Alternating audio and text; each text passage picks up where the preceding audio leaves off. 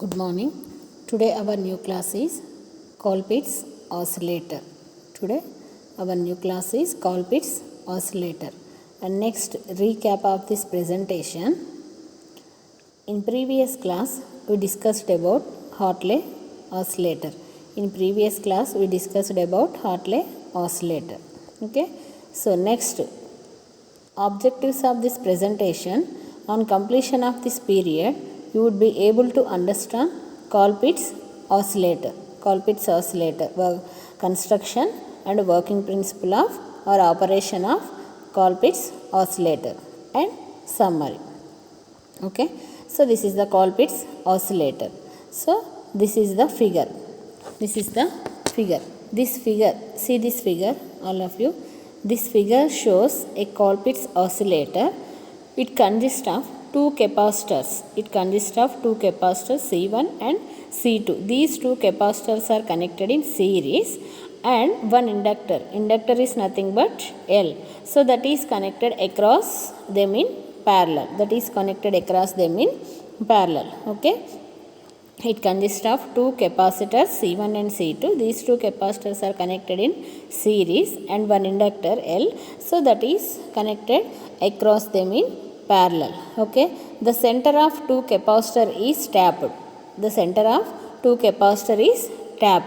So this is the tank circuit. This tank circuit is made up of C1, C2 and L. Two capacitors and one inductor. Okay. So then the frequency of oscillations in this tank circuit, determined by the value of the capacitors and inductor in the tank circuit. Okay. The frequency of oscillations are determined by the value of the two capacitors C1, C2 and inductor L in the tank circuit. Okay. So this is nothing but tank circuit. And next in this circuit R1 and R2 forms a potential divider bias. It is nothing but self bias. R1 R2 forms a potential divider bias. Okay. So and next RE means emitter resistor. What is purpose of RE? It is used to provide thermal stability for the transistor. Okay. So R1 R2 forms a potential divider method. RE is emitter resistor. It is used to provide thermal stability for the transistor. Okay. So next CC is connected in input and also connected in output side. So what is the purpose of CC? CC is nothing but coupling capacitor. It is used to block the DC signal and allows AC signal. So CC is nothing but coupling capacitor. It is used to block the DC signal and allows the AC signal. Okay. So and next CE is emitter capacitor. So it is connected parallel with emitter resistor RE. CE is connected parallel with RE. Okay. CE is nothing but emitter resistor, emitter bypass capacitor. CE is nothing but emitter bypass capacitor. What is the purpose of emitter bypass capacitor? It is used to bypass the amplified oscillations. CE is nothing but emitter bypass capacitor. It is connected parallel with emitter resistor. It is used to bypass the amplified oscillations. If CE is not connected in parallel with RE, so the amplified AC oscillations will drop across RE. Thus gain is reduced. That's why CE is connected parallel with RE. I repeat once again, CE is nothing but emitter bypass capacitor. It is used to bypass the amplified oscillations. If it is not connected parallel with RE, the amplified AC oscillations will drop across RE. Okay. So thus gain is reduced. reduced. Okay, this gain is reduced. So next RFC. RFC means radio frequency choke. RFC means radio frequency choke. Radio frequency choke is permits and flow of DC current. Is permits and flow of DC current but blocks AC current. Because of AC signal on the power lines to affecting the output signal. So because AC signal on the power lines to affecting the output signal. Okay, so I repeat RFC.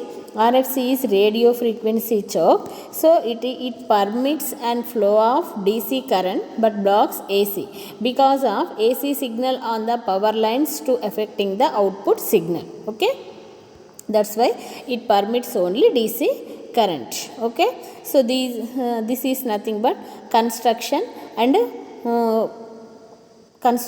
functioning of each and every component in Colpitts oscillator circuit diagram.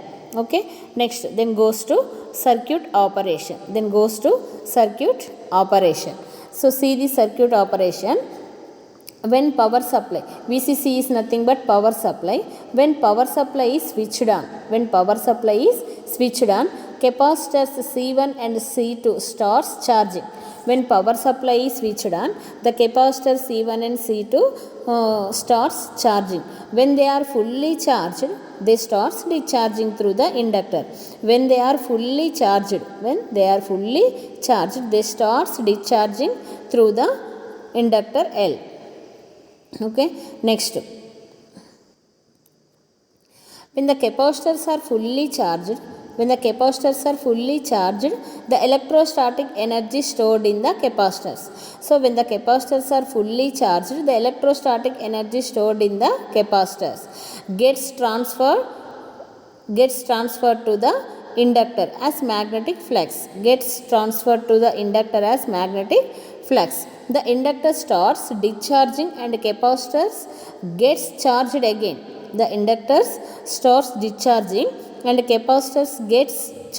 again. So this transfer of energy back and forth between capacitors and inductor to produce oscillations. So this transfer of energy back and forth between capacitors and inductor to produce oscillations. I repeat this operation once again. When the power supply is switched on, capacitor C1 C2 starts charging. When the capacitors fully charged, they starts discharging through the inductor L. So when the capacitors are fully charged, the electrostatic energy stored in the capacitors then gets transferred to the inductor as magnetic flux. The inductor starts discharging and capacitor starts charging again. This transfer of back and forth between capacitors and inductor to produce oscillations. So then the tank circuit, in this case the tank circuit produces 180 degrees phase shift. This 180 degrees phase shift is go to output.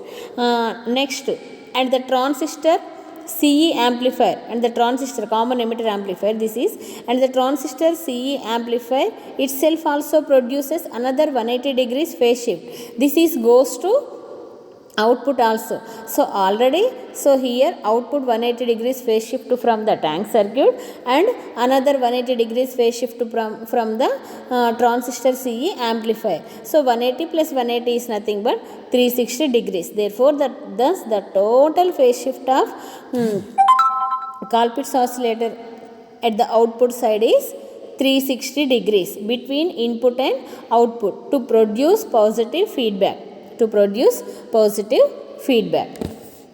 Which is an essential condition for developing sustained oscillations. I repeat this point again.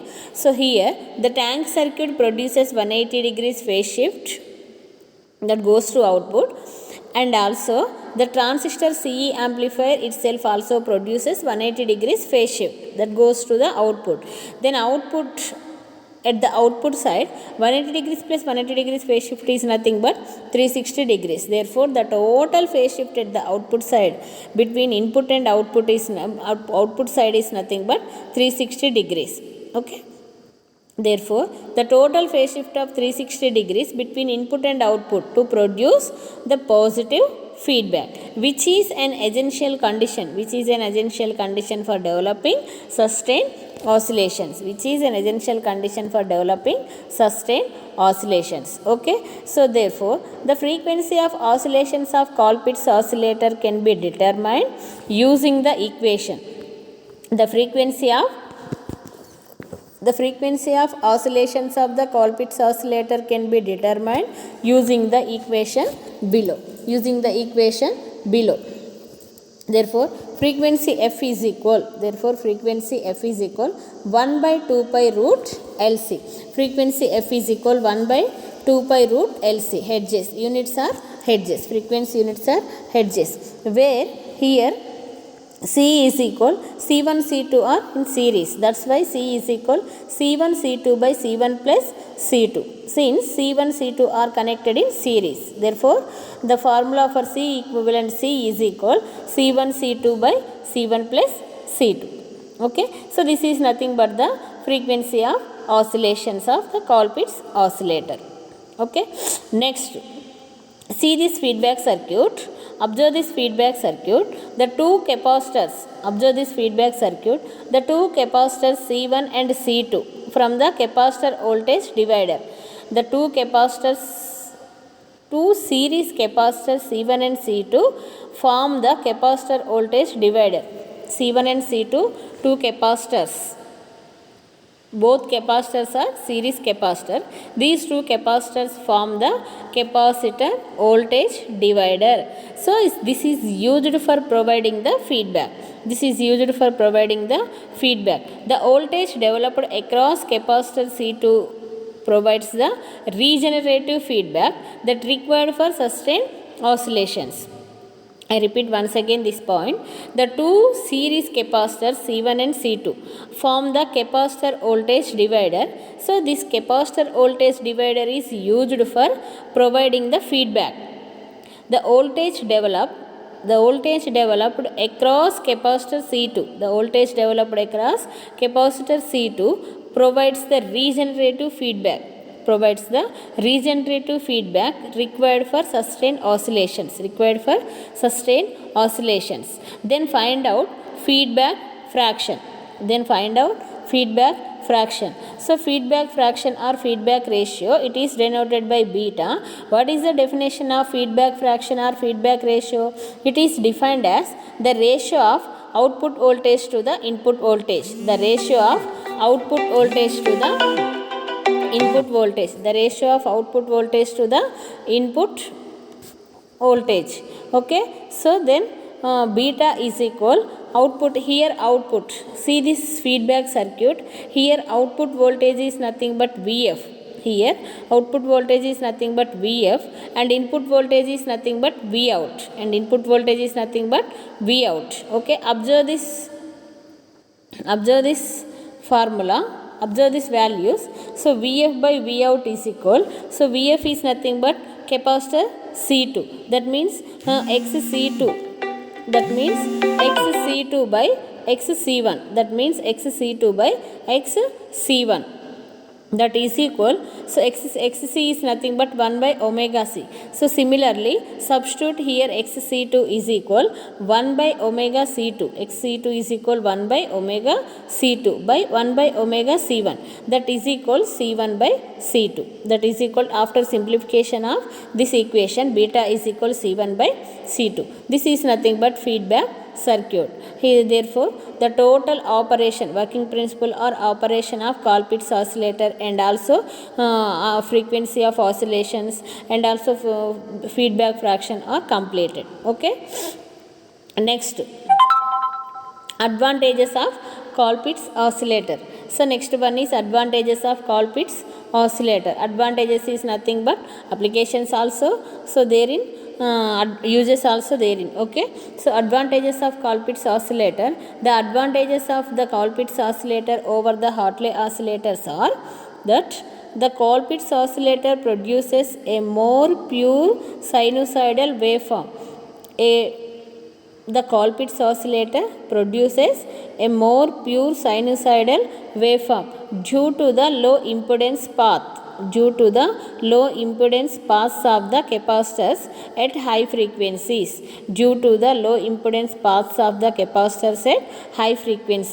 I repeat again these advantages of Colpitts oscillator. The advantages of the Colpitts oscillator over the Hartley oscillators are that the Colpitts oscillator produces a more pure sinusoidal waveform due to the low impedance paths of the capacitors at high frequencies. These are the advantages of Colpitts oscillator. Okay, so circuit construction and working principle or operation and also advantages of Colpitts oscillator is completed. Okay, next summary of this presentation. We have seen Colpitts oscillator. Okay, next frequently asked questions. Frequently asked questions may be asked. The first question is, explain the working of Colpitts oscillator. So, and the second question may be asked, draw the circuit diagram and feedback circuit of Colpitts oscillator. Draw the circuit diagram and feedback circuit of Colpitts oscillator. And another question may also be asked in this today topic. Write the advantages of Colpitts oscillator over Hartley oscillator.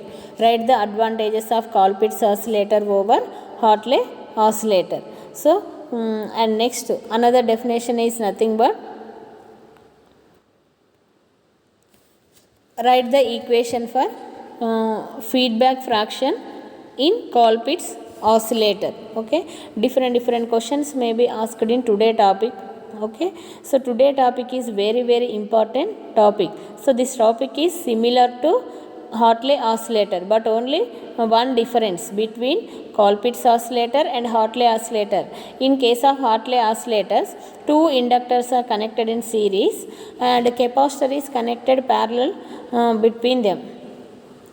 But in case of Colpitts oscillator, here also two capacitors are connected in series and inductor is connected parallel with them. Okay, so only one difference between Hartley oscillator and Colpitts oscillator, remaining maximum operation and feedback fraction, so all are same. But here feedback fraction also C1 by C2. So okay, these are the Colpitts oscillator circuit diagram, construction, working principle, advantages, feedback fraction,